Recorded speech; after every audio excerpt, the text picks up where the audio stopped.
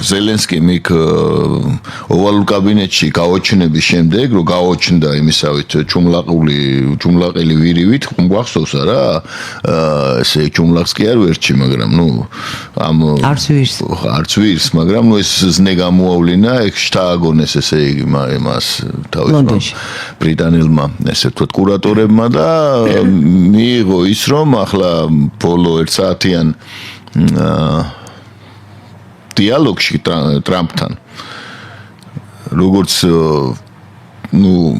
დიდი კმაყოფილებით აღნიშნავდნენ აი ამ დიალოგს ხო ესწრებოდნენ ის ტრამპთან ერთად ესწრებოდა იქ მისი უახლოესი ისინი რა ქვია მეგობრები თანამებრძოლები და ისინი კმაყოფილებით აღნიშნავდნენ რომ ყოველწუთს უხდიდა ის მადლობა thank you Mr. Trump და thank you Mr. Trump და ამას იმეორებდა განუწყვეტლივ.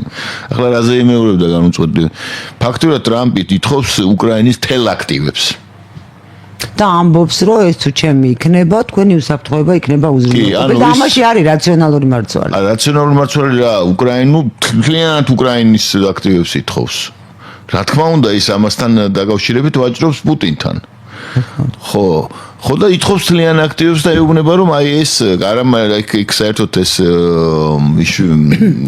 იშვიათი მეტალები ეს ერთ-ერთი მცირე სეგმენტია. ძალიან ძვირი ჯდება მათი მოპოვება და უკვე მოპოვებულს. იქ ითხოვს ძალიან ბევრ რამეს, ანუ ენერგოობიექტებს მილსადენებს ასე შემდეგ და ასე შემდეგ, რაც აქვს უკრაინას და ასე პორტებს და ანუ ის ითხოვს კომპენსაციას იმისთვის, რაც ამერიკამ გაუწია დახმარება უკრაინას.